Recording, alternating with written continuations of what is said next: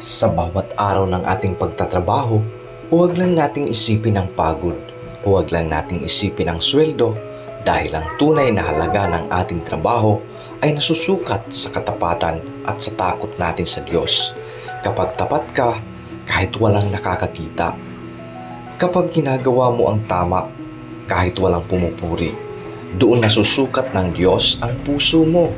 Hindi mo kailangang ipakita sa mundo kung gaano ka kasipag dahil alam ng Diyos ang bawat pawis na tumutulo. Alam niya ang bawat sakripisyong hindi nakikita ng iba. Kaya sa oras ng pagod at pagsubok, huwag kang susuko.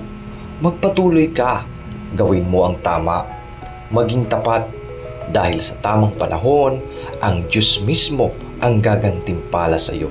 Maging tapat sa maliit at pagkakatiwalaan Kanya sa malaki.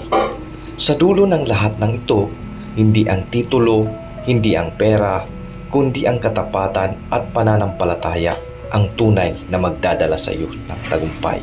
Maging tapat, maging may takot sa Diyos. Dahil ang tapat na puso ay hindi kailanman mawawalan ng biyaya. Sa bawat araw ng ating pagtatrabaho, hindi lang basta sweldo o posisyon ang ating hinahabol. Ang tunay na sukatan ng tagumpay ay kung gaano tayo katapat sa ating ginagawa kahit walang nakakakita.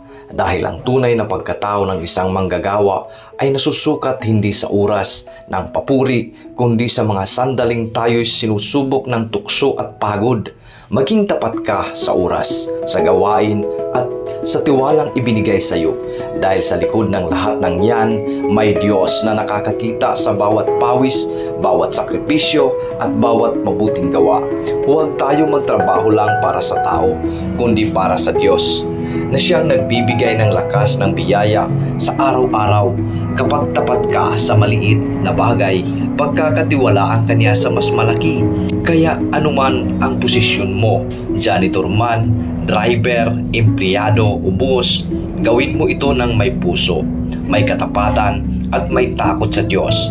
Dahil ang tapat at may takot sa Diyos, hindi kailanman mawawalan ng biyaya. He is my shield, my safe defense. In Him I